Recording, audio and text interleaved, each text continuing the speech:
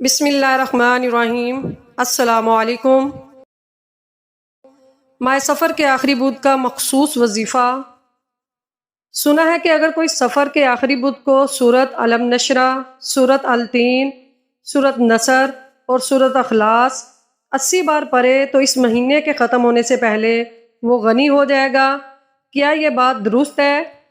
ماہ سفر کے آخری بدھ کو اس نظریے سفر کے آخری بدھ کو جناب رسول اللہ صلی اللہ علیہ وآلہ وسلم اپنی بیماری سے صحت یاب ہوئے تھے اور آپ غسل صحت فرما کر سیر و تفریح کے لیے تشریف لے گئے تھے، جس کے تحت لوگوں نے مختلف قسم کے مخصوص وظائف اور نوافل وغیرہ کے فضائل گر لیے ہیں۔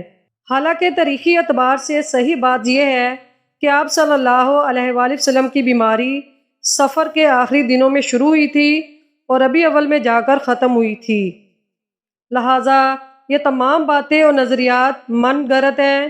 اسلامی اعتبار سے ماہ سفر کی آخری بدھ کی کوئی خاص اہمیت اور اس دن شریعت کی طرف سے کوئی خاص عمل مقرر نہیں ہے، لہٰذا ماہ سفر کے آخری بدھ کو اس نظریے کے تحت اگر کوئی عمل کیا جاتا ہے تو بے اصل ہونے کی وجہ سے اس کو ترک کرنا ضروری ہے، اور اگر اس نظریے کے تحت عمل نہ بھی کیا جائے تب بھی ہمارے معاشرے میں چونکہ لوگوں کے ذہنوں میں اس قسم کے خیالات پائے جاتے ہیں، اس لیے بھی اس سے اجتناب ضروری ہے۔